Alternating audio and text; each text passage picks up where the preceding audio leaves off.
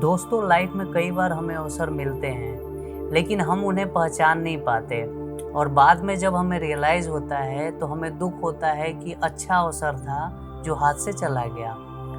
दोस्तों, सवाल ये है कि हमें जब अवसर मिलता है तब ये क्यों नहीं पता चलता कि वो हमारे लिए अवसर है, क्यों बाद में रियलाइज़ होता है। तो आज की स्टोरी में इन्हीं सवालों के जवाब मिलने वाले हैं। बने रहिए हमारे साथ। मैं सौरभ, आप लोगों का स्वागत है हमारे चैनल हैप्पीनेस एंड ग्रेटिट्यूड में।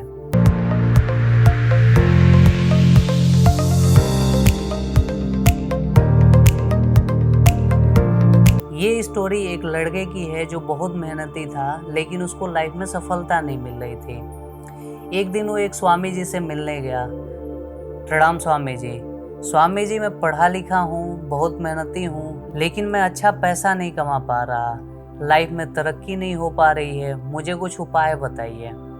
स्वामी जी उसकी बात को शांति से सुनते हैं, फिर जवाब देते हैं, बेटा तुम्हारी समस्या का समाधान है मेरे पास एक मैजिकल पत्थर है जिसको किसी भी चीज़ से टच कराओ तो उसको सोने में बदल देता है। ये सुनने के बाद लड़के को बहुत खुशी मिली। ठीक है स्वामी जी, तो आप वो पत्थर मुझे दे दीजिए, लड़का बोला। स्वामी जी बोले, कल मुझे नदी किनारे मिलो, वो मैजिकल पत्थर वहीं मिलेगा। ठीक है स्वामी जी, लड़का हाँ में सर हिलाते हुए वहाँ से घर चला गया। अगले दिन वो नदी किनारे पहुँचा जैसे कि स्वामी जी ने बोला था। वहीं स्वामी जी थोड़ी दूरी पे खड़े थे जहाँ पत्थरों का ढेर लगा था। लड़का स्वामी जी के पास पहुँचा।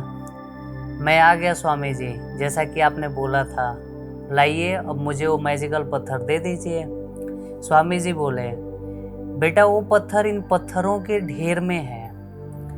लड़का पत्थरों के ढेर को देख के बोला, स्वामी जी मगर ये पत्थर तो बहुत ज़्यादा है, कैसे ढूंढूंगा मैं, और उस पत्थर को तो मैं पहचानता भी नहीं हूँ, कैसा दिखता है, रंग रूप कैसा है, साइज कैसा है उसका।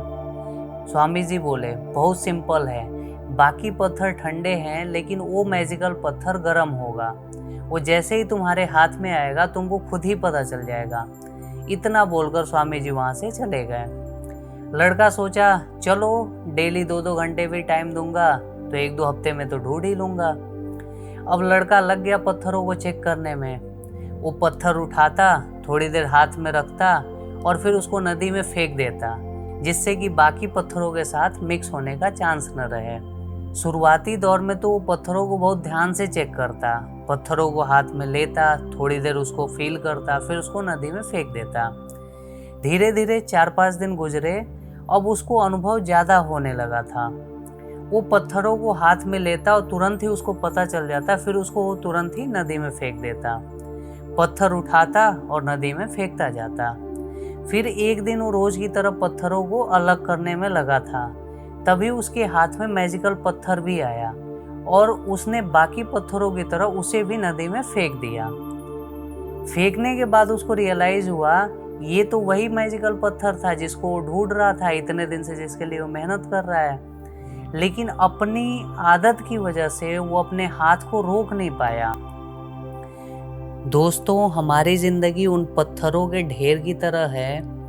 स्टार्टिंग में तो हम इसको बहुत केयरफुली जीते हैं, बहुत अच्छे से जीते हैं, हर एक चीज़ को अच्छे से देखते हैं, समझते हैं, लेकिन धीरे धीरे हम उस लड़के की तरह यूज्ड टू हो जाते हैं चीज़ों को लेके, और हम वैसे ही बस पत्थर को हाथ में उठा रहे हैं और फेंक रहे हैं, पत्थर को हाथ में उठा रहे हैं और नदी में फेंक रहे हैं।